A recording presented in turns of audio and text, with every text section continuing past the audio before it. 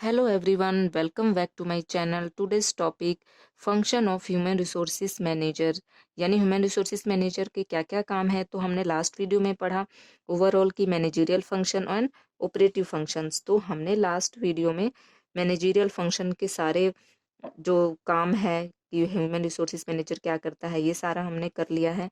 और आज हम बात करेंगे ऑपरेटिव फंक्शंस, जिसमें कि प्रोक्यूरमेंट आता है, डेवलपमेंट आता है, मोटिवेशन एंड कंपनसेशन आता है, मेंटेनेंस आता है, इंटीग्रेशन आता है और साथ ही साथ इमर्जिंग इश्यूज भी आते हैं। तो हम एक एक करके इसके बारे में हम चर्चा करेंगे। सो आज हम बात करेंगे पहले ऑपरेटिव फंक्शन के प्रोक्यूरमेंट के बारे में। तो आइए गाइस शुरू करते हैं हम। सो गाइस, ऑपरेटिंग फंक्शन के प्रोक्यूरमेंट फंक्शन में क्या क्या चीज़ें आती हैं। प्रोक्यूरमेंट का मतलब होता है इकट्ठा करना, हायर करना, या हम ये कह सकते हैं कि जो अच्छे अच्छे ह्यूमन रिसोर्सेस है उनको काम पे लगाना। ठीक है, तो देखते हैं।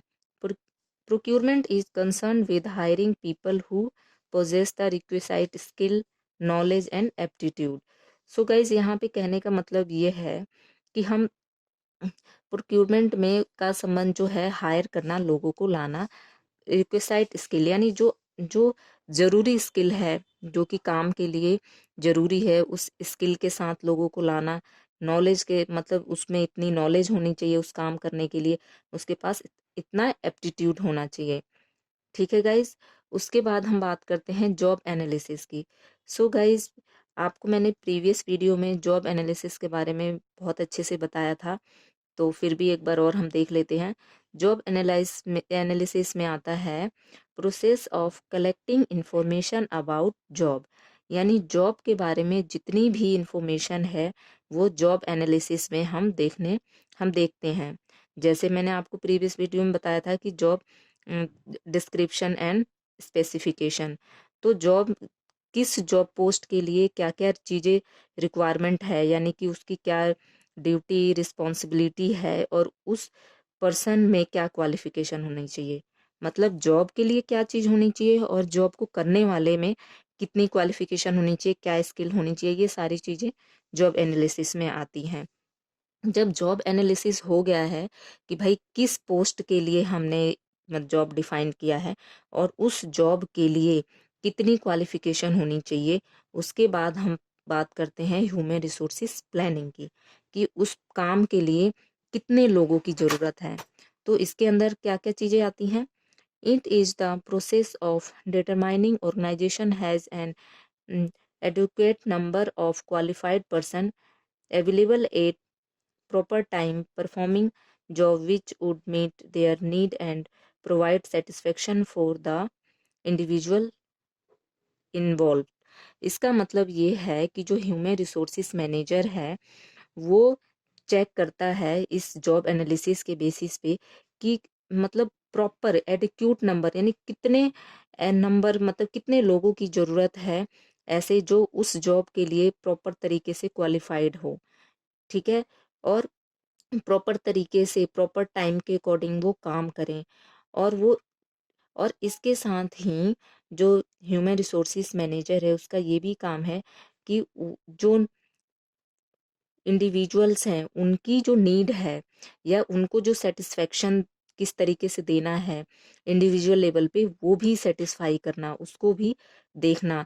ताकि अगर सेटिस्फाई रहेगा ऑर्गेनाइजेशन से, तो वो ऑर्गेनाइजेशन का जो गोल है उसको फुलफिल करने में वो बहुत हेल्पफुल रहेगा। मतलब ज़्यादा, जैसे ऑर्गेनाइजेशन का गोल है कि सेल्स को मैक्सिमाइज करना, और इंडिविजुअल भी अगर वो सेल्स में काम करना चाहता है तो उसको कंपनसेशन अच्छा देना, तो वो सेटिस्फाई रहेगा। अदर बहुत सारी चीज़ें हैं जो उनको नॉन फाइनेंशियली भी अगर ह्यूमन रिसोर्सेज मैनेजर उनको प्रोवाइड करवाता है या उनको मोटिवेट करके रखता है, तो ऑर्गेनाइजेशन के गोल में वो बहुत ज़्यादा हेल्पफुल रहेगा।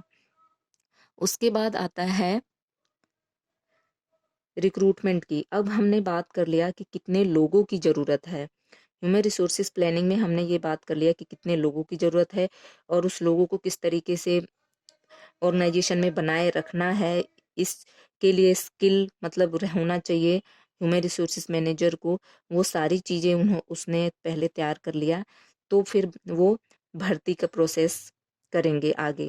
ह्यूमन रिसोर्सेज मैनेजर का क्या काम होता है फिर रिक्रूटमेंट में, कि it is the process of searching for prospective employees and stimulated them to apply for job in the organisation. इसका मतलब ये है कि ये एक ऐसा प्रोसेस है जिसमें जो जो एम्प्लॉय काम करना चाहते हैं उनको ऑर्गेनाइजेशन में लाना, मतलब उनको इस तरीके से मतलब अप्लाई करवाना कि हाँ, अगर थोड़े से भी अगर लगता है एम्प्लॉय को कि हाँ भाई मेरे में वो क्वालिफिकेशन है, तो वो जॉब के लिए अप्लाई कर देते हैं। तो रिक्रूटमेंट का मतलब होता है कि लोगों को जितने जो जॉब हमने निकाली है, जितने नंबर की निकाली है, उसके लिए ज़्यादा से ज़्यादा लोग उसमें क्वालिफाइड हैं, मतलब उस जो एक मिनिमम क्वालिफिकेशन है उसमें अगर क्वालिफाई हैं तो वो जितने भी लोग हैं वो भर सकते हैं फॉर्म को। ठीक है, अगर हम बात करें रिक्रूटमेंट का तो ये एक पॉजिटिव प्रोसेस है, क्योंकि इसमें लोग आते हैं। ठीक है, उस लोगों को जितने ज़्यादा लोग हो सकते हैं, कम ऑर्गेनाइजेशन ये चाहती है कि वो ऑर्गेनाइजेशन में आए ताकि उनको बेस्ट टू बेस्ट मिल सके। हालांकि इस काम को करने के लिए इतना आसान नहीं है, क्योंकि जो सिलेक्शन प्रोसेस है वो बहुत ज़्यादा अहम रोल प्ले करता है। तो पर हम इसको कह सकते हैं कि रिक्रूटमेंट पॉजिटिव प्रोसेस है। फिर हम बात करते हैं सिलेक्शन की।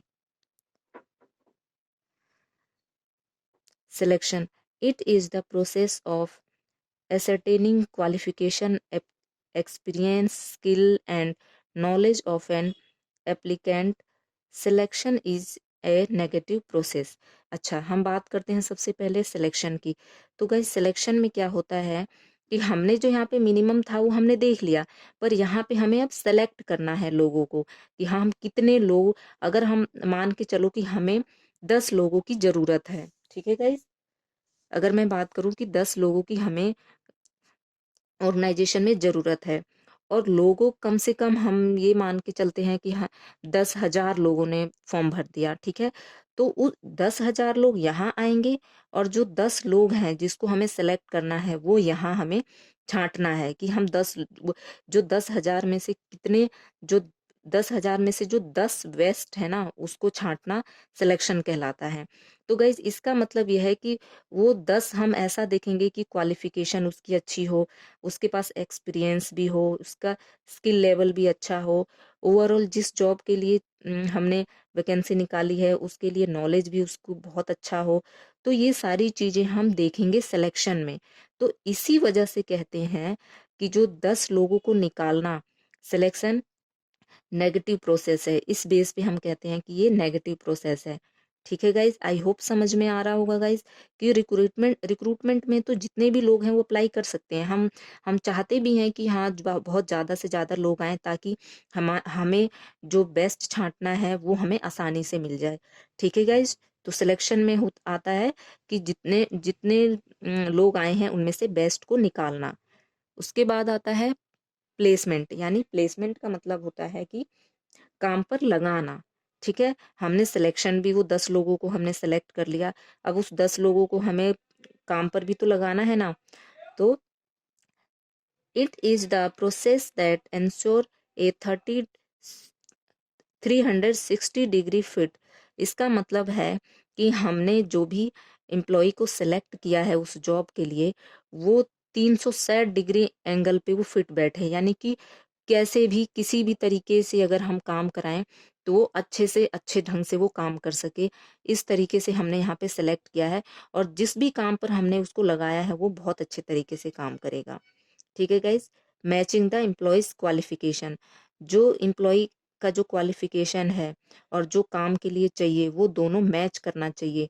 ऐसा नहीं है कि आपने उसके लिए अकाउंटेंट लिया है और उसको काम करवा दिए, आप सेल्स पर्सन का काम दे दिए, तो ऐसा नहीं। प्रॉपर स्किल होनी चाहिए प्लेसमेंट में भी।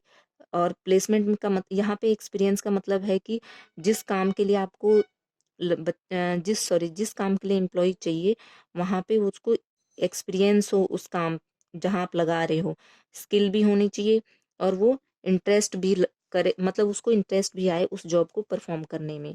It is manager responsibility to position the right candidate at the right level, यानी कि जो ह्यूमन रिसोर्सेज मैनेजर है उसकी ड्यूटी होती है कि जो सही पर्सन है उसको सही जगह पे लगाए, यानी सही काम पर लगाए।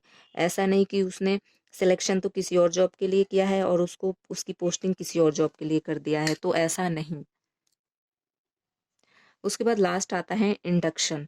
इंडक्शन का मतलब होता है, अगर हम बात करें ओवरऑल, कि इंट्रोड्यूस कराना। जो 10 लोग आए हैं वो जो पहले से काम कर रहे हैं उस डिपार्टमेंट में, तो जो नए 10 लोग हैं उनको पुराने 10 लोगों के साथ, सॉरी, जो नए 10 लोग हैं उनको पुराने लोगों के साथ इंट्रोड्यूस कराना, ताकि वो थोड़ा कंफर्टेबल फील करे और जल्दी से वहाँ के जो इन्वायरमेंट है वहाँ मतलब एडजस्ट हो जाएं। These R technique that help new employees adopt to their new surrounding and introduce them to the practice people। मतलब यही जो मैंने अभी आपको बताया कि वहाँ पे जो ह्यूमन रिसोर्सेज मैनेजर का काम है कि जो नए लोग आए हैं उनको जो नया जगह है या नए लोग हैं उनसे इंट्रोड्यूस कराना, ताकि वो वहाँ पे जल्दी से सेट हो जाएं। सो आई होप गाइज आपको समझ में आया होगा। So thank you.